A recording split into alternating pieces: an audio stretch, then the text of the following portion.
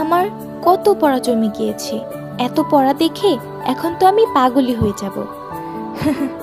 পাগল হয়ে যে কোনো লাভ নেই, আবার সুস্থ হতে হবে, আবার পড়ার টেবিলে বসতে হবে।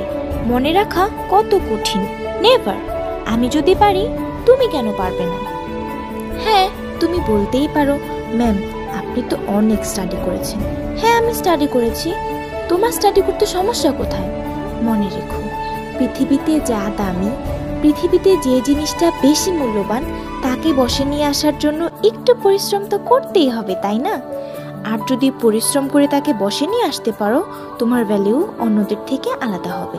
তুমি তো এত ভালো কিছু নিতে চাও, কিন্তু পরিশ্রম করবে না, ডেডিকেটেড হবে না, এতই সহজ।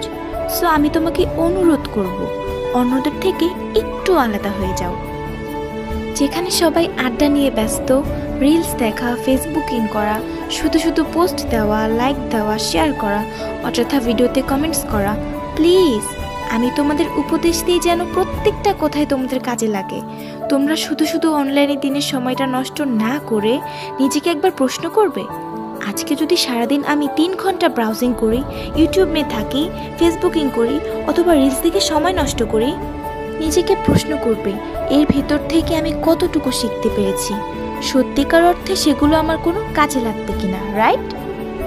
তুমি হয়তো বলতেই পারো, আমি কি দারুণ একটা গান শুনেছি, সেটি আমাকে আনন্দিত করেছে, আমার মন ফ্রেশ হয়ে গেছে, এটি আমার জন্য কার্যকর।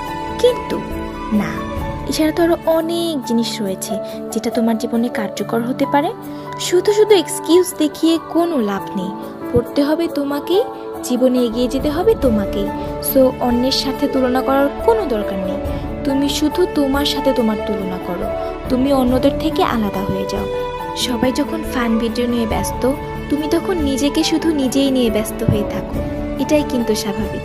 এনিওয়ে, এগিয়ে যাও, তোমাদের জীবন আরও অনেক সুন্দর হোক, সফল হোক, এই প্রত্যাশা নিয়েই আজ শেষ করব। আজ ছিল এই পর্যন্তই। আল্লাহ হাফেজ।